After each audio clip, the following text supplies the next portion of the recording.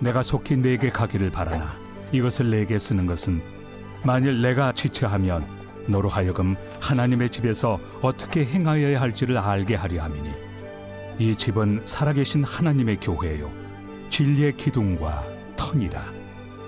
크도다 경건의 비밀이요 그렇지 않다 하는 이 없도다.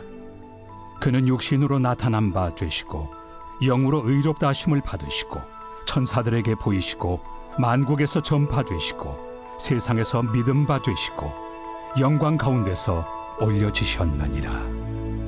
그러나 성령이 밝히 말씀하시기를 후일에 어떤 사람들이 믿음에서 떠나 미혹하는 영과 귀신의 가르침을 따르리라 하셨으니 자기 양심이 화인을 맞아서 외식함으로 거짓말하는 자들이라. 혼인을 금하고 어떤 음식물을 먹지 말라고 할 터이나 음식물은 하나님이 지으신 바니 믿는 자들과 진리를 아는 자들이 감사함으로 받을 것이니라. 하나님께서 지으신 모든 것이 선하매 감사함으로 받으면 버릴 것이 없나니 하나님의 말씀과 기도로 거룩하여 짐이라. 할렐루야! 말씀으로 아침을 여시는 천안침례교회 모든 성도님들을 주님의 이름으로 사랑하고 축복합니다. 말씀을 육신으로 힘입어 오신 예수님을 더욱 붙드는 우리 되길 간구합니다. 오뚜기가 있습니다. 라면으로 유명한 어떤 기업이 아닙니다. 바로 흔들거리지만 절대 쓰러지지 않고 다시 일어나는 오뚜기 인형을 말합니다. 예수님을 붙드는 성도의 삶도요, 마치 이 오뚜기와 같습니다. 우린 때론 세차게 또 매몰차게 흔들릴 수 있습니다. 하지만 흔들릴지언정 아주 쓰러지지 않기 때문입니다. 왜요? 작은 신음에도 응답하시는 선하신 아버지 하나님이 우리를 붙드시는 줄로 믿습니다. 성도들이 모인 교회도 오뚜기와 같습니다. 잠시 흔들릴지언정 아주 쓰러지지 않습니다. 사람들이 모인 곳엔 좋은 일도 있고 힘든 일도 있습니다. 왜냐하면 예수님을 믿기에 의롭다함 받았지만요, 인간의 죄성은 여전히 시퍼렇게 살아있기 때문입니다. 당장 남의 아픔보다도 지금 내 손가락에 박힌 가시가 더 아픈 것이 사람입니다. 그래서 인간은 연약합니다. 그래서 작은 상황과 환경에도 흔들릴 수 있습니다.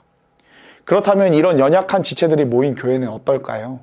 교회는 더더욱이 여러 일들로 말도 많고 탈도 많고 흔들릴 수 있습니다. 그러나 중요한 것은요, 이 오뚜기처럼 하나님은 주의 백성들이 흔들릴 때 아주 쓰러지지 않게 붙드시는 줄 믿습니다. 그래서 우리에겐 예수님이 너무나 필요합니다. 예수님을 붙드는 교회는 주님이 이끄십니다. 그렇다면 예수님을 붙드는 교회는 어떤 교회입니까? 바로 말씀을 붙드는 교회인 줄 믿습니다. 예수님은 이 땅에 말씀이 육신이 되어 오셨습니다. 요한복음 1장 14절 말씀입니다. 말씀이 육신이 되어 우리 가운데 거하심에 우리가 그의 영광을 보니 아버지의 독생자의 영광이요 은혜와 진리가 충만하더라. 아멘.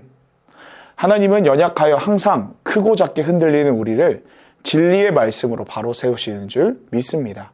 오늘 본문엔 바울이 거짓 가르침으로부터 교회의 진리를 수호하기 위해 디모데에게 권면하는 내용이 담겨 있습니다. 우리도 말씀 되신 예수님을 꼭 붙들고 말씀 따라가길 간구합니다.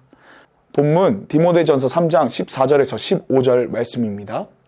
내가 속히 내게 가기를 바라나 이것을 내게 쓰는 것은 만일 내가 지체하면 너로 하여금 하나님의 집에서 어떻게 행하여야 할지를 알게 하려 함이니 이 집은 살아계신 하나님의 교회요 진리의 기둥과 터니라. 아멘. 바울 당시 교회엔 오늘날 우리처럼 명확한 진리의 기준인 성경이 없었습니다. 구약 성경은 있었지만 신약 성경은 정립되지 않았기에 여러 거짓 가르침들이 교회를 혼란스럽게 했습니다. 거짓 가르침 중 대부분은 모세의 율법을 지켜야 구원받는다는 율법주의와 결혼을 하지 않고 세상 것들은 악하기에 모두 끊어내야 한다는 금욕주의 등이 있었습니다.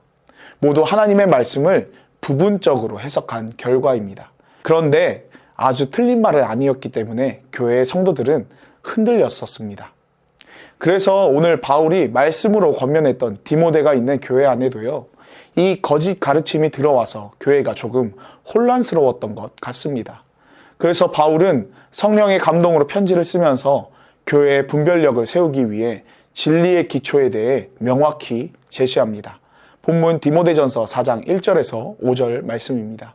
그러나 성령이 밝히 말씀하시기를 후일에 어떤 사람들이 믿음에서 떠나 미혹하는 영과 귀신의 가르침을 따르리라 하셨으니 자기 양심이 화인을 맞아서 외식함으로 거짓말하는 자들이라. 혼인을 금하고 어떤 음식물은 먹지 말라고 할 터이나 음식물은 하나님이 지으신 바니 믿는 자들과 진리를 아는 자들이 감사함으로 받을 것이니라. 하나님께서 지으신 모든 것이 선함에 감사함으로 받으면 버릴 것이 없나니 하나님의 말씀과 기도로 거룩하여 짐이라. 아멘. 사도 바울은 여러 거짓 가르침 속에 교회의 혼란스러움을 잠재우고자 진리의 기초를 분명하게 제시합니다. 바로 말씀과 기도입니다. 교회를 이룬 성도의 삶의 명확한 기초는 하나님의 말씀과 기도입니다. 말씀과 기도로 거룩하여져 간다는 것은요, 우리가 진리를 알고 진리를 따르는 거룩한 성화의 삶을 산다는 것입니다. 그렇다면 이 진리를 알고 진리를 따르는 삶은 무엇입니까? 진리의 기초는 어디서부터 시작됩니까?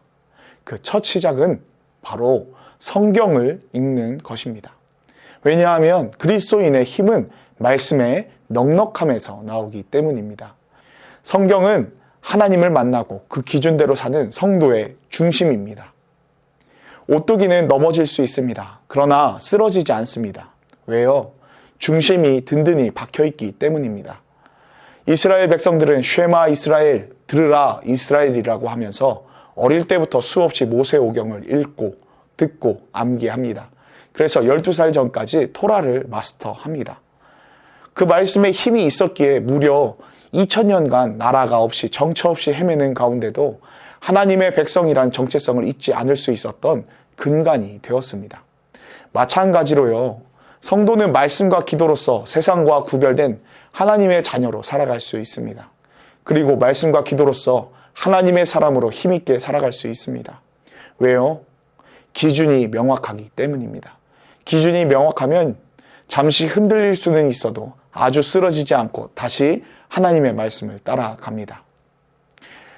성도님들, 장작은 많을수록 불이 붙으면 더 강하게 타오릅니다. 말씀은 장작이고 기도는 불을 당기는 것입니다. 장작이 많이 준비될 때 기도는 힘을 얻습니다. 이런 성도의 중심이 바로 세워질 때 개인과 가정, 교회는 생명력이 더 넘칠 것입니다. 성경을 읽고 말씀을 중심 삼아 기도하여 오늘도 생명력 있는 그리스도인으로 나아가는 저와 사랑하는 천안침례교회 모든 성도님들이 다 되시길 소망합니다. 기도하겠습니다.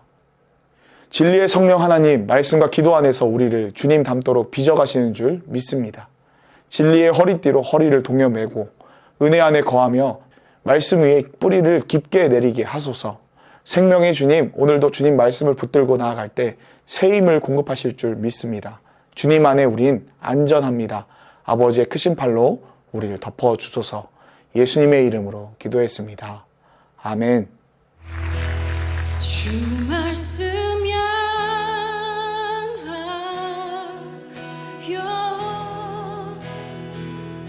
달려가리라.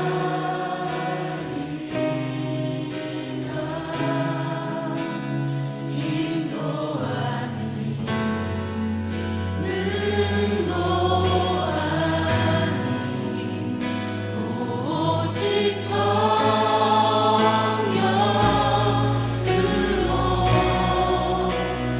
주 얼굴